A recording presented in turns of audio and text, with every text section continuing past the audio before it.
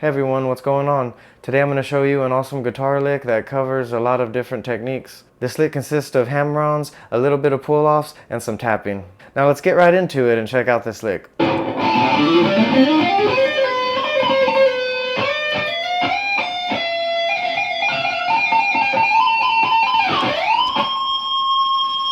So let's go ahead and hear that lick slow.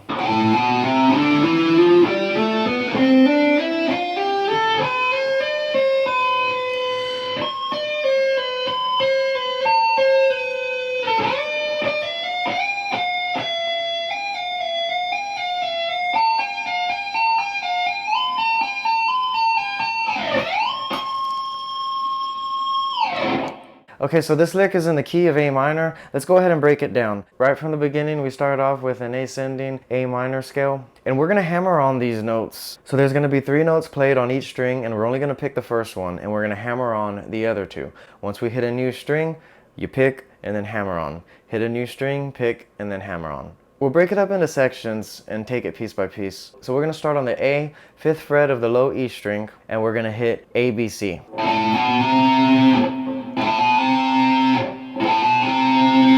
And then we're going to go to the A string and hit D, E, F. Then we're going to go to the D string and hit G, A, B.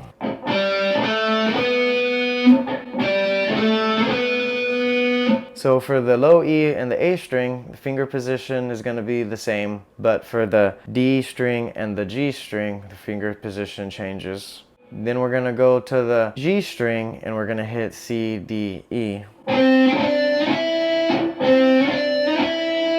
Now the finger pattern is going to be a little bit different for the B string and the E string. The B string, we're going to hit F, G, A.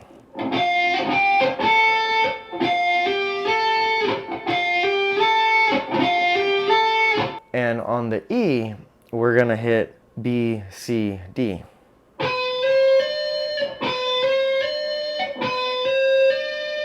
So from here, the rest of the lick takes place on the high E string. And as we're doing this ascending A minor scale, since we're just picking the first note of each string, the pick should just kind of glide down as we're doing this.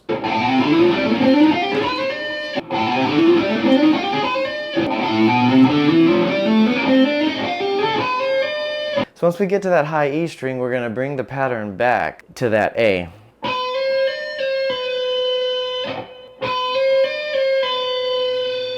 Again, only picking the first note, and we're going to hammer on the C to the D and then pull off to the C back to the A. And when we're pulling off, kind of flick your finger. Don't just lift it up.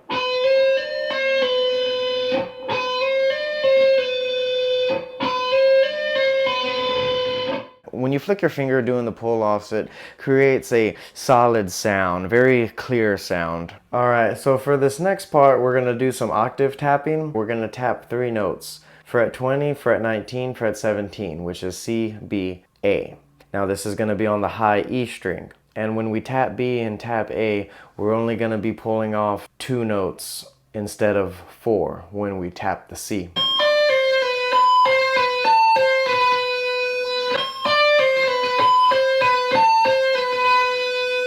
So from there, we're going to slide to fret number 10, which is the D. It's going to sound like this.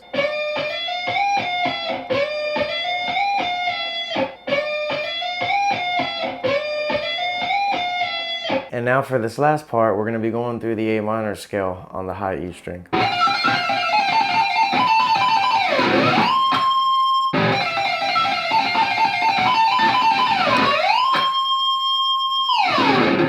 Alright, so the techniques that you can practice with this lick is hammer-ons, pull-offs, that economy of motion picking that's at the beginning. It's almost like sweep picking, but since we're not sweep picking, I feel like this would fall under the economy of motion category. We are gliding with the pick across the strings how we would in sweep picking. And also get familiar with those octave notes there on the E string. And also get familiar with these taps. This is a good lick to do that with. Now there's 3-note tappings and 4-note tappings. You can do this 3-note tapping if you want, but I think I have it written down as 4-note tapping patterns. But you can make it work either way. It's good to get familiar with both techniques. But just take a look at this lick, have fun with it, make it your own. Can't wait to see what cool stuff you guys are gonna come up with. Alright, if you like what you see and you took something away from this video, please be sure to like and subscribe to the channel. It really helps me out. I appreciate it. If you play guitar, let me know in the comments. I would love to hear about your guitar playing adventures. If you want to see more guitar tutorials, be sure to hit that subscribe button. Remember, our Lord and Savior Jesus Christ shed his divine blood so that way we may be saved. With Jesus, there is redemption, there is hope. Remember, it's not about how we look on the outside, but it's the inside that means everything. The Lord targets the heart. People can be big and strong in the physical, but it means nothing if you don't have God in your heart. 10 out of 10 times the Spirit will always triumph over the flesh. When we walk in the obedience of the Lord and have a heart for God, that is when we can truly become warriors of the Lord. In the first book of Samuel, chapter 16, verse 7, the scripture says, "But the Lord said to Samuel, do not look at his appearance or at his physical stature, because I have refused him. For the Lord does not see as man sees. For man looks at the outward appearance, but the Lord looks at the heart."